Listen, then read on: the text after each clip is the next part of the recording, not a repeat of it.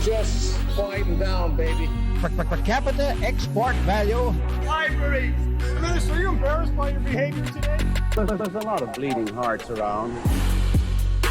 Do you have the fortitude or the gonads to stand up and come across here and say that to me, you son of a bitch? Just watch me. He certainly went too far, Mr. Speaker, when I saw him stick his tongue out. Contemptuous disregard. More than a slab of bacon talking here. The disappointment you also feel is my responsibility. I lost my temper. What is the nature of your thoughts? The word was F-A-R-T.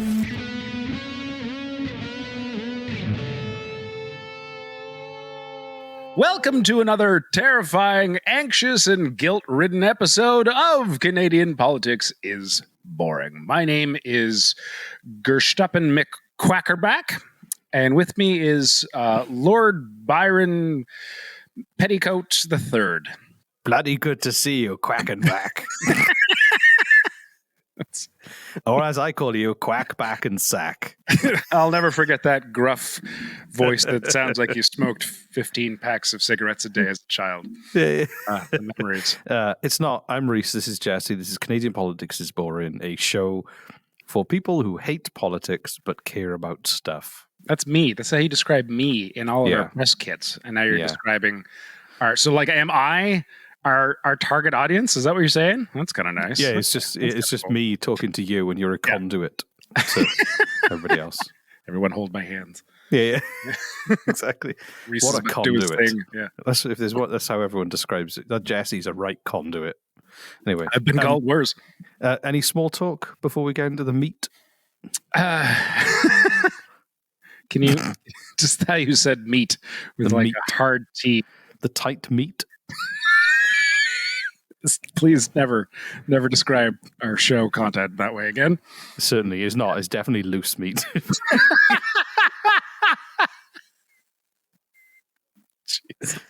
Oh God! Anyway, let's stop this because we might be having new listeners come in because we've joined Acast. They put out a press release. Hello, if you're new to the show, we're a little insane. I'm not going to say the show's not like this all the time because it kind of is.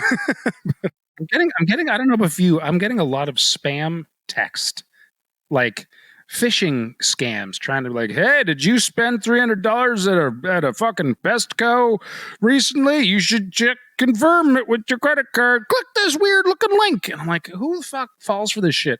But I'm getting do you know more and more. It bugs me.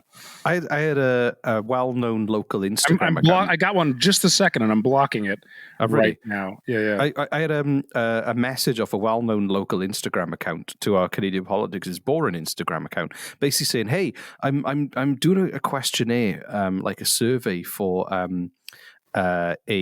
to be an influencer for this influencer competition. Can you, if I send you a link, can you screenshot the link and send it to me?" And basically, what they did was hold on, wait, back up. Sorry. So this was an actual well-known Instagrammer who contacted us? Yeah. So what happened was they said, "Oh, you're gonna get sent an email to your email account for your Instagram, just screenshot it and send it to us." And I was like, okay, this sounds weird. I've never known a questionnaire that involves resetting your password. And what happened was, it was like a password reset, and they wanted me to send that to reset our password. And I was like, no, that's going to reset our password. And they were like, no, you're imagining things. It's fine. Just send it to us. And I realized, I was like, no, this questionnaire is a scam. This is a fraud. Well, what a swizz. So who were they? And was there? No idea, but it worked with a load of people that had their accounts taken over and had their passwords changed. And I know a few people who actually fell for it, and they lost control of their account, and they had to go through this whole process to get their account back. And they were just saying, hey, just send us a screenshot of the password reset link. Why the fuck would you do that, though? I know. Why would anyone do that? If you fall for that kind of thing, I think you're asking to be exploited. I'm looking it up now. I want to know who it was. Yeah, well, it certainly wasn't Tim Houston. Tim Houston. It might have been. I don't know. We put a video out of Tim Houston with Dr. Robert Strang because they did a very bad, weird video about the COVID pandemic with weird music, and they were stood next to each other. And it looked like Tim and Eric. If you've ever seen Tim and Eric on Adult Swim, I'm a big fan of their work, and it looks. You're the only fan of their work, but I'm not saying there's millions of people around the world also so like them. It just looked like it was the bad TV format that they copy. They just basically copied it. It was great, and so I just put them next to each other in a video, and it made me very happy. Me and about one other persons who like Tim and Eric got it. It was good. Okay. I built in a broad audience. You could probably cut this intro down a little bit. Yeah. Exactly. Just a touch. And other things that happened in my life, Jesse. I had the truck and I had the kids with me, and the weather veered was off the road and burst into flames. Yeah, exactly. We love that. We always do that every Sunday. We it's Sunday, kids. You know what that means? Yay! Get in the truck. Bring the kerosene. So we drove to a beauty spot, a really nice area, lots of trees and sunshine. And we sat in the bed of the truck and we ate a picnic in the bed of the truck. Oh, it was like a hillbilly picnic. It was great. That's exactly what I was. Oh, that's nice. I sat there going, this is the life. It was good. It's a life. And then I made sure we left all of our litter and garbage around and food just to attract bears for the next people. That's lovely. That's what you should do. Yeah, because people want to see bears. Bears are hard to see. They often stay in the middle of the woods. Yeah, so. Exactly. I did a favor to those next group of the hikers, the Sunday hikers who will be out there soon. They're going to find that bear in their face and they'll love me for it. Do you know how many hikers buy bear mace and never get a chance to use it? I've got some. It's just like a wasted product because they don't get to see a bear. You're helping them fulfill that dream. That's all. I've got it, but it's like multi-purpose. You never know when you might need to use that bear spray on a person. So I take it hiking. Your neighbor. Exactly. Hello, can I borrow a? My eyes. Yes. That's what happens when you ask to borrow my shit. Like, this is my street. These are my rules. You don't like it? Move.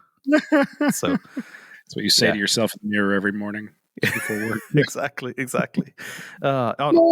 doing it again. Should we move on from the loose meat to the tight meat? Have you ever heard? In this case, the meat is salmon. Have you ever heard of the Salmon Arm Salute? The Salmon Arm Salute? Yes. No. I have a feeling you're about to tell me, though. So you're going to love this. Okay. Any guesses from that title? The Salmon Arm Salute. I mean, is that just smacking someone in the face with a salmon? That's my guess. That's way better than what it actually is. To be fair. Really? Okay. Yeah. I wish that was what happened. Billy, what happened? You look horrible. You were just down at the bar. Yeah, Teddy gave me the old salmon salute. What was it? The salmon eye salute? The Salmon Arm Salute. Yeah. That's. So, take your mind back to the Teddy's the bartender, and he's just got a frozen salmon behind the bar, just in case anyone. Or one of those singing Billy Bass that just smashes over your head. It's plastic. A little harsh. Jesus. Yeah. Sounds like someone from The Sopranos. Anyway, cast your mind back to the 80s. Do you remember those? The 80s? Barely. Ronald Reagan. Other things that are old. But not that old. 1982. It was very similar to what's going on now. Rampant inflation was kicking 1 cent of value out of the dollar every month. Wow. Unemployment was at an all-time high, and the National Energy Program was affecting heavily the energy sector in Alberta, and the Prime Minister at the time was a friend of the show, Pierre Trudeau. We love his bagels. Yes, I eat them every morning. Yeah, so Pierre and Margaret's pizza bagels, we love them. I've got a toaster that was specifically designed to burn an image of his face into the toaster. the bagels. So. What an innovation! So Trudeau was the prime minister, and like things weren't going well for Canada at the time. So, in what was seen as bad taste, Trudeau borrowed the Governor General's private train car, because that's something the Governor General had. I don't know if they still have it. Train car? Yeah, so like they're like, hey, I need to travel around Canada. I know. I'll just have my own carriage on a train. Just hook me up and just tow me around. Are you fucking serious? Yeah. That's the thing? The thing, my own personal train car. If you're rich enough to have your own personal fill in the blank, why not just a jet? That's way faster. I know, but there's some people like trains. There's a nostalgia to it, and I think I like trains, but like that seems like so.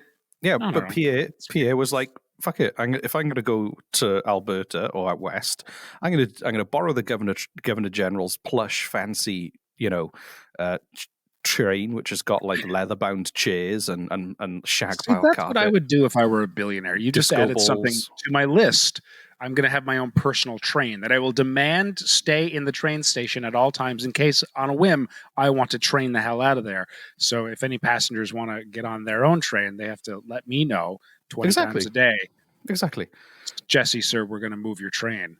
I'm going to be like, fuck you. I own you. Well, exactly. So Pierre and his three sons, Alexandra, Michelle, and 10-year-old Justin, were about to embark on a wonderful summer adventure in a train through the Rockies. Screaming the whole way. Yeah, exactly. Exactly. I imagine, playing board games because they didn't have Nintendos to keep your kids quiet back then. So Coke, it's the 80s. Come on. Oh, they had cocaine. Yeah. Don't worry, boys. The Governor General always hides cocaine somewhere on this train.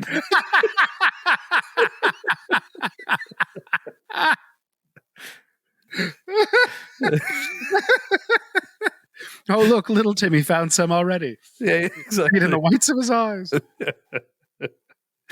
Oh, God. Anyway, so on August the 8th, 1982, Prime Minister and his sons passed through Salmon Arm, and they were confronted by three demonstrators protesting high unemployment and the way the Prime Minister was handling the economy. You said they passed through Salmon Arm. Did you mean they stopped in Salmon Arm? They were passing through means they don't have to stop for protesters. Just say. Depends if they stood in the way. But I mean, that's a choice. and I think they took a little bit of they were really frustrated, I think, that he had this plush railway carriage just for him and his three sons for this extended trip through the Rockies while everyone else was going, I'm unemployed, or I can't afford this and I can't afford that. And Trudeau himself, yeah, exactly. I need to drive a train full of cocaine to the Rockies. A coke train. Anyway, and he himself had been calling on restraint on public sector wages to help fight inflation and like government cutbacks and everything. And the three protesters were Liberal voters, and they were actually on strike from government jobs. And they just saw him as a hypocrite. So their signs read things like "restraint, practice what you preach," which is a really inoffensive. But hold on, I want to go back to something you said. I think you said? Did you say there were only three protesters? There were three protesters, yeah.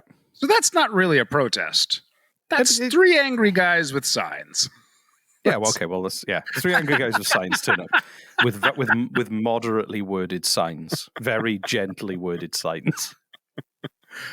Restraint, practice what you preach. It's like, damn you, with your powerful words. And they stayed at a motel, and the third one was blank because they didn't have time. They were running exactly. But he didn't want to be left out, so he took it times anyway. are hard. He was making a statement. He was saying, times are hard. I can't even afford a pen just to sign. Ironically, have you seen those people in Russia getting arrested for holding blank signs? No. So they're just protesting with blank signs, and they still get arrested by the police. They protest in the Ukraine war without saying anything, but the police are like, I know what you're doing, and they just arrest them anyway. Wow. That doesn't surprise me. No, I know. Anyway, so Gordy Robson, who owned the motel there, had kind of met the protesters. Gordy Robson? Gordy Robson. He sounds like a Scooby-Doo villain. I know. Like, they pulled off the Exactly. mask. Oh my God, it was Gordy Robson the whole time! And I would have stolen all of the Governor General's cocaine if it wasn't for these pesky protesters.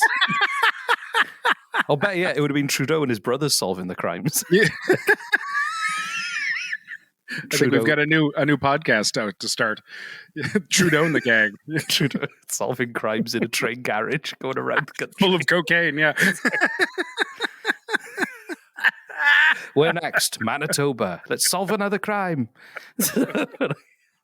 Anyway, so Gordy Robson described the protesters as pretty. The protesters, and he was also upset about what was going on. I love his quote: "We were all pretty browned off." What does that mean? I don't know, but I love it. I mean, you're Welsh. I'm browned off. What? It sounds like a thing a Welsh would say. It doesn't sound like a Welsh thing. Is a Welshman? Is that a racist? No, you'd say if rather than saying browned off, you'd say I'm tamping. I'm tamping. Tamping. What is? Hold on, you're just saying instead of saying browned off, we haven't discovered what browned off even means. Pissed off, I think. You just say pissed off in a nice, gentle Canadian, folksy way. I'm browned off. Well, like pissed. Hold on. I'm pissed off indicates piss. I guess so. I'm browned off would be number twos. I'm so mad. I shit myself. Exactly. Okay. So the protesters located Pierre Trudeau's train mid-investigation, and they went to the coach window where they found the Prime Minister's kids. Hold on, who did what? The protesters too. I'm still picturing browned off. Exactly. The protesters went to the. Oh my God! I can't believe this is. I'm browned off. You thought I was mad. I was only pissed. Lynn, get the mop. I'm browned off again. Lynn is a good woman. Yeah. She stays by her man no matter Lynn what. And Gordy Robson. He's browned off at least 3 times a day, but I still love him. Anyway, so the Prime Minister 3 times a day, and he doesn't have adult diapers. He just demands his wife carry a fresh mop around with her wherever they go. And there's a new pair of Levi jeans. Not underwear, just jeans. If times are hard, we're gonna have to downgrade to Kirkland soon. So, oh my God! So like his wife is just following him around with a backpack full of fresh jeans. I just want to add, this is none of this is true. Oh, if you're related to Gordy Robson, or you stayed in his motel, and he's a lovely man, and we're very sorry. Reese is sorry. I think I'm really sorry. I can't say he did or didn't ever get browned off. So, but I'm assuming he said he did. That's all we know. So they went to the window, and apparently who did? The 3 guys with signs. Yeah, the 3 guys with signs went to the window, saw the Prime Minister and his kids there. They said the Prime Minister smiled and scowled and then gave us the old Trudeau one-finger salute and pulled down the shade. Wow. That's a lot going on in 10 seconds. It is.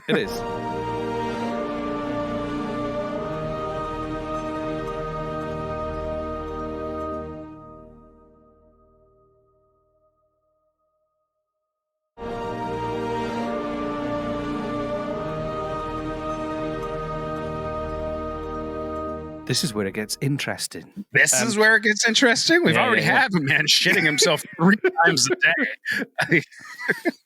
So at Rogers Pass, they pelted the train with tomatoes, aka tomatoes, as you call them, and they hit the rail car. And then after that, because he'd flipped the bird, which means they brought tomatoes with them. Yeah, exactly. Knowing damn well they were going to use the okay. So then the trip became a whistle-stop tour of angry small towns pelting the train with different things. Like a whistle-stop tour? What's that? A whistle-stop, as in like, hey, I'm stopping here next. I'm stopping here. Where should we go next? And never heard that term.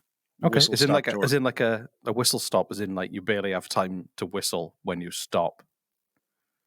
I learned all kinds of fascinating shit just by knowing your existence. That's very cool. I'm going to use that. That's nice. Yeah.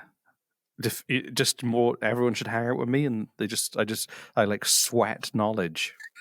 That's how I describe it to other people. Should see how much info's in my armpits right now.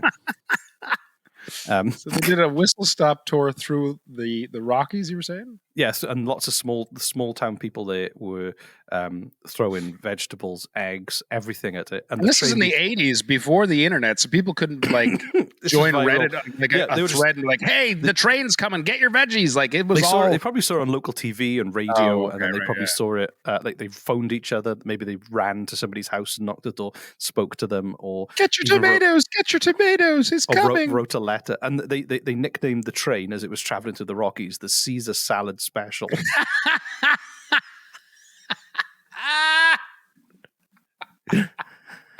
So that's good. And this happened outside Calgary. More eggs, whitewater rafters in Kicking more Horse egg. Oh, more eggs. More eggs hit them, and then some whitewater rafters. You were naming a place in Alberta. More eggs. More eggs, Alberta. Population 103. So we should make a fake Wikipedia entry for a town called More Eggs. That'd be great. Just try and convince people that it's a real place, and then we can say that you're the MP for it. I don't think. I mean, Wikipedia is pretty. They've got pretty staunch on making sure you can't do shit like that. I know, okay. Right? Fine. No, it'd be nice. Let's build a website, a tourism site. Let's just build a tour. If there's a website people think is real. For More Eggs, Alberta. All right. More Eggs, Alberta. Yeah. Okay. We did a really good live show there last night. Yeah, it was great. Yeah. Yeah. Oh yeah. In Gordy Robson's motel. In More Eggs, his new motel. Yeah, he's branched out. Second branch. All the floors are tiled, and there's drains everywhere. Jesus Christ. In case anybody gets browned off. Anyway, we stayed at the Browned Off Inn. Yeah, exactly. He nearly went bankrupt because he insisted on having carpets. So, whitewater rafters in the Kicking Horse River mooned the train. You just try to whistle right past that one. Whistle stop right past that. Whistle stop past that one. See, I'm learning. There you go. Yeah, there you go. So yeah, the whitewater rafters saw the train and showed their asses to the train, which I'm sure is wonderful for kids to experience. That's the hairy asses of whitewater rafters in the Rocky Mountain countryside. And then in Sudbury, 500 violent protesters subjected the train to a withering hail of rocks and vegetables that broke several windows. I guess it was the rocks that broke the windows, not some really hard carrots. Right. Yeah. I guess too. Thanks. And the New York Times reported Trudeau rail car pelted with rocks and food. I'd love it if somebody just threw a foot long and the wind blew all the salad back in their face. This is amazing. Oh my God. I can picture this being like an animated episode of something. You know, like the Trudeau adventures, the Trudeau mysteries. Yeah, the Trudeau mysteries, of course. Exactly. And then when they got to God. You wanted me to make a continuation back in January, early January of this year. I got so bored and I just made this weird thing of Trudeau being attacked by this time-traveling beast of Stephen Harper. Yeah. And I really loved it.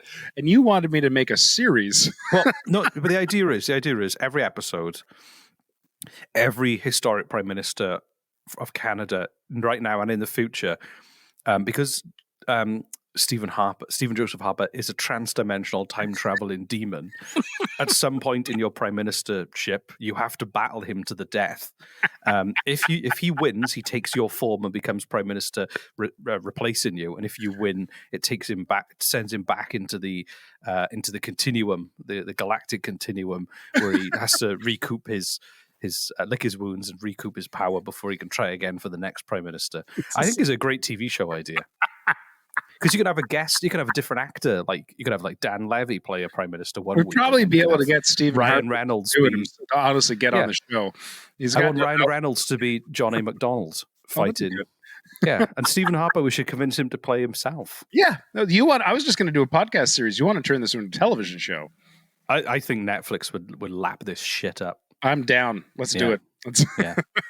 If you work for Netflix and you want to make a TV show about a time traveling Stephen Harper going back into time to battle every Canadian Prime Minister that's ever existed. And then also there's like, which ones does he beat? Which ones does he replace?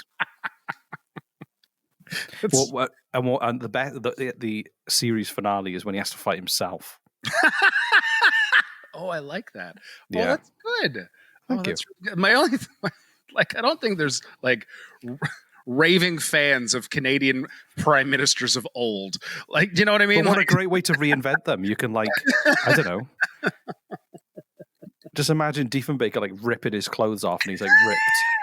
And he's like, I dug that bunker out by hand myself, and then decapitates Joseph Harper with a spade. We've got a lot to work on. We've got I got a ton of ideas. I want to make that, but I also really want to do the Trudeau mysteries with Trudeau and fam on the cocaine train going across Canada solving a train that runs on pure cocaine.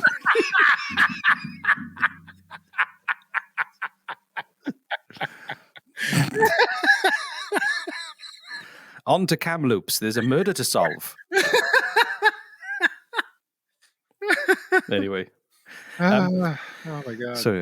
So when Pierre and the boys arrived in Chateau, Ontario, I think I pronounced that right, the poultry farmers banded together to present the Prime Minister with a gift basket of eggs, and they said, here are some eggs for you. We're not throwing them at you, which is a great quote. I was actually expecting them to be thrown. I am literally going to describe what we didn't do.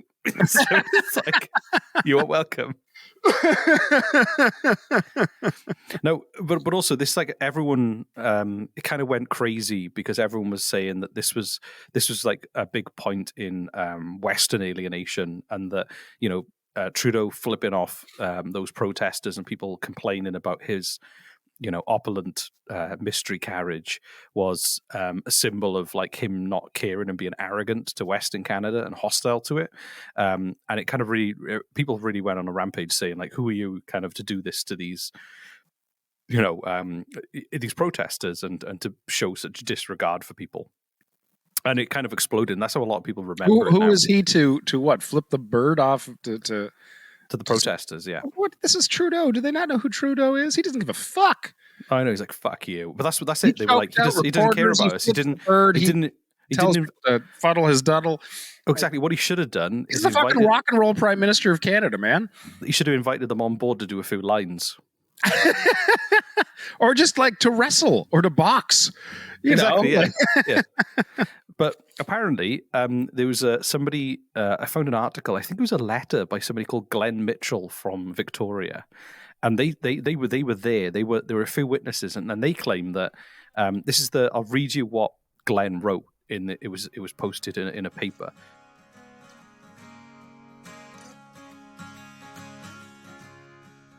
Nursing a hangover and sleeping on the wooden floor of the train station to prevent missing the morning train, I was awakened early in the morning by a handful of protesters. The protesters were yelling at two young boys in a silver train car. The protesters were directing inappropriate comments towards the children, grown-up stuff about daddy wasted money. I stood by a CBC reporter when a man came to the window and gave the protesters a finger before pulling down the blinds. I said to the reporter, "Was that our Prime Minister?" He smiled and said yes. The protesters were yelling at two boys. The protesters were being rude, perhaps meaning the insults for the Prime Minister, but delivering them to the boys. I believe the finger given by the Prime Minister that day was appropriate. I got on the train and had to stop by the line. I talked to the Prime Minister. He said he was going canoeing with the boys. He was polite and friendly. So no, didn't like flip him off or anything. That's a very cool first-hand sort of recount. Who was it? Where'd you find From someone who slept on the train platform with a hangover. Right. Who was it? Where'd you Glenn Mitchell. Glenn Mitchell. Glenn's hardcore. He's like, I'm gonna have a good night in Salmon Arm and fuck it, I'm just gonna sleep on the platform. Where'd you find this? I can't remember. I'll find the link, but it was just like an old news. It was an old reprint of an article or a letter in a newspaper. Very cool. Because this is so mythical now, in the Salmon Arm Salute is so mythical. Somebody bought the train carriage and restored it, and is now in a museum. There's a place called, it's the Three Valley Lake Chateau, and there's the Railway Roundhouse, which is like a railway museum. It sounds like a kung fu kick. And there's I don't. And you can pose next to a cutout. Like a really powerful roundhouse kick. Yeah, exactly. But you can pose next to a cardboard cutout of Trudeau and with his finger up, and you can do the same. And it's a photo opportunity. That's amazing. We've renovated the interior by putting in new carpet paint and adding display items, bedding and dishes, said Diana Bostock, a third-generation owner of Three Valley Lake Chateau. And apparently, like, because a lot of the people who were alive at the time died, Justin Trudeau, is one of the only living witnesses of that event left alive today. Obviously, we've got a few different accounts of what happened.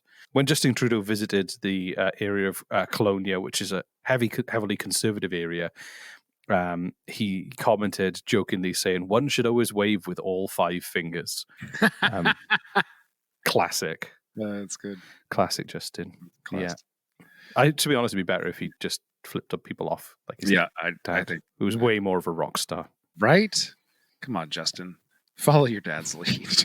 Yeah. His dad is like, I don't know. His dad's like the Rolling Stones. Justin's like, I don't know, Justin some kind Bieber. of... Yeah. Exactly. It's like comparing the two. One of them is like, you know, snorting cocaine off the back of a rail line, yeah. Of a rail line. Oncoming freight train, but he doesn't give a fuck. Yeah, waste good coke. Jesus. The other one is designing Timbits. So. Literally, that's literally. So yeah. So did you like that story? I loved that story, Reese. My God, more of that stuff. Have you seen the film Falling Down? I have. I don't know why. About the guy who... that film. No. I just feel like the Canadian version would be called Browned Off. So a man going on a violent rampage after he cracks from just sitting in traffic because he hates his job and his life. But apologizing for everything he's doing along the way. Exactly, while going on a rampage. I imagine, Browned Off is the Canadian version. Who would star in Browned Off? I need to name a Canadian actor now. I don't know many. Mike Myers. Yeah, actually, do you know what? Ryan I do Reynolds. know most. Actually, I do know a lot of Canadian actors. I just got to think of an American actor and go, "Oh no, they're Canadian actors." They're Canadian, yeah, exactly. Yeah, it's fine. So, Rick Moranis. I was just trying to think of his name. Yeah, Rick Moranis is Browned Off. So I have a request for you because you're and I mean this. I was talking about this the other day. You're so good at improv. It's impressive. Really? I think so. My request is, could you do off the top of your head a little 30-second Trudeau and the gang mini mysteries on the cocaine train across Canada, just to just for me. Okay. It's Saturday morning, kids. It's time for the Trudeau mysteries. This week, Pierre and the boys go to Colonia to investigate a man who has had his face ripped off. Who is wearing his face? Where will they find him? And will they run out of cocaine? Exactly. The red phone in a glass case starts flashing. Oh God, was that okay? That was great. I was kind of hoping for an entire episode. I'd sit here for half an hour listening. Okay. Look, boys, a trail of cocaine. Oh, no, we've just got in a circle. It's mine. Every young boy needs cocaine. Now we're in a commercial for coke. Yeah. Exactly. Cocaine. It's just what your children need to grow up strong. This advert is brought to you by the Ontario Board of Juvenile Cocaine. Should we go now? Yeah, let's go. Let's go. Oh my God! Oh, we got an email recently, I believe. Before we go, we should talk about. I think we've had a few emails. We got a few emails. Which one? That was the one from Liberia. It was really nice. Oh yeah, from a listener in Liberia, and was missing St. John when I said I love St. John, yeah. I'm glad.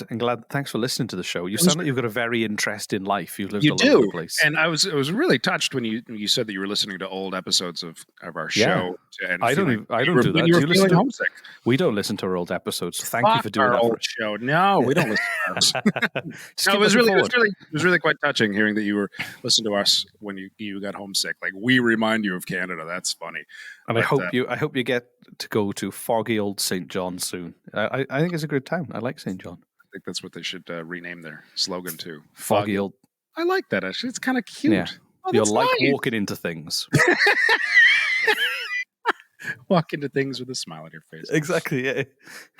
The friendliest place to break your nose. Anyway, thank you so much for the email. It was really quite sweet. Yeah. And if anyone else would like to email us, you know how to find us at CanadianPoliticsIsBoring@gmail.com. Yay. Okay. Let's have that be a call to action for today. Just send us an email. Send us a nice email saying hi. And yeah. And we've mentioned it on the episode. We should probably get around to replying to it as well. Yeah. Thanks, everyone. Shall we go? Bye. Okay, we're done. We're done. Yeah. Okay. Bye. Bye, everybody. Bye.